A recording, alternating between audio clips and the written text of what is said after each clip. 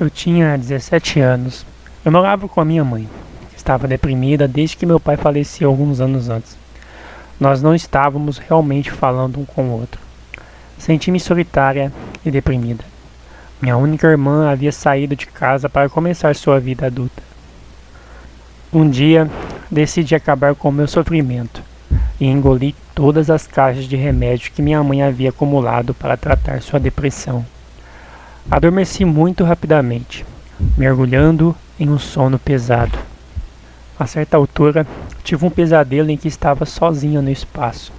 Eu estava flutuando em um vazio absolutamente negro e a solidão era agonizante. Foi a pior sensação de solidão que já senti. Eu senti como se fosse real.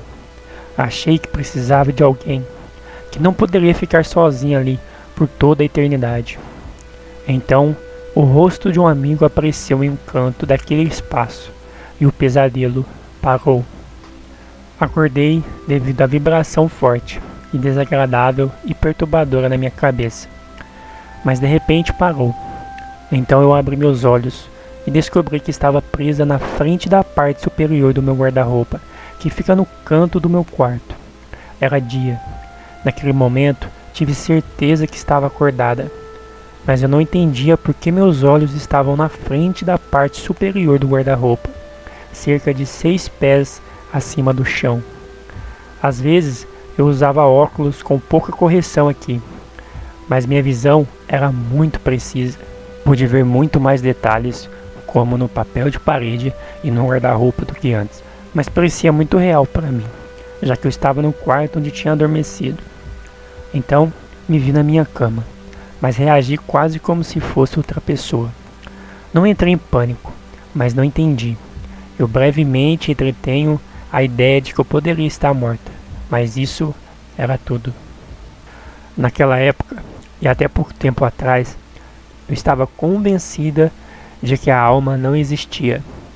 Pensava que era apenas o cérebro que criava os pensamentos, e que a degradação do corpo aniquilaria esses pensamentos. No entanto, era óbvio para mim que eu não estava morta. Eu também não achava que estava sonhando, porque tudo parecia muito real. Às vezes, eu tinha sonhos lúcidos durante os quais eu sabia que estava sonhando, mas aqui não era o caso. Compreendi rapidamente que estava flutuando e que podia me mover como em um sonho. Achei a experiência mágica. Pensei em minha irmã, pensando que eu gostaria de mostrar isso a ela porque, caso contrário, ela não acreditaria em mim. Ela deveria estar em seu apartamento naquele fim de semana. No entanto, eu me encontrei na frente da porta do quarto que ela ocupava quando ainda visitava em casa. A porta estava entreaberta, não o suficiente para poder entrar sem empurrá-la. Passei por ela sem tocar na porta. Acho que foi quando percebi que não tinha um corpo. E então, para minha surpresa, minha irmã estava trabalhando em sua mesa. Eu acenei para ela. Eu a chamei pelo primeiro nome, mas ela não olhou para cima. Eu estava na frente dela, com os meus olhos ainda a 1,80 m do chão. Ela parecia não me ouvir. Eu disse a mim mesmo que ela estava fazendo isso de propósito e que isso me incomodava. A ideia de que eu poderia ser invisível começou a rastejar em minha mente.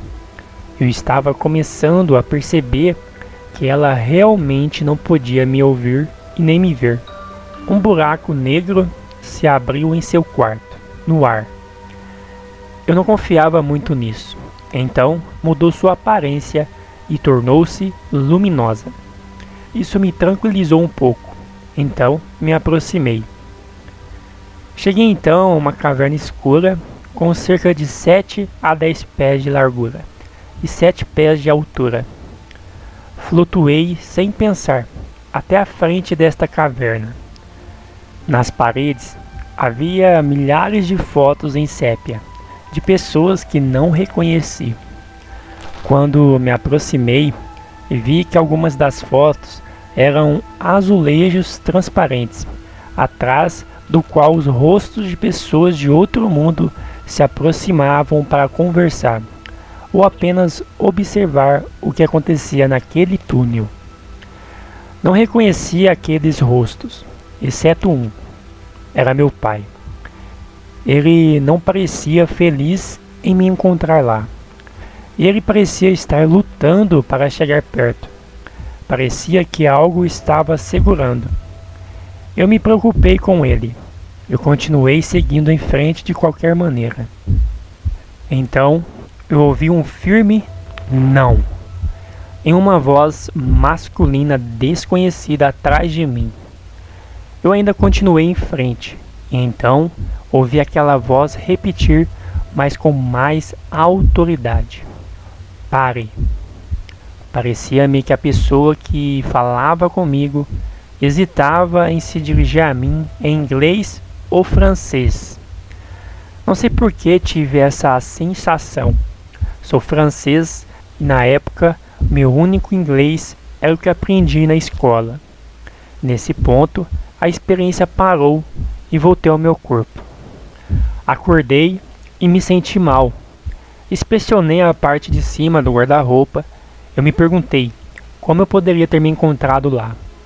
Fui ao quarto da minha irmã e ela estava lá. Ela decidiu passar o dia lá e chegou pela manhã. Perguntei por que ela não reagiu antes quando eu a chamei e quando estava na frente dela.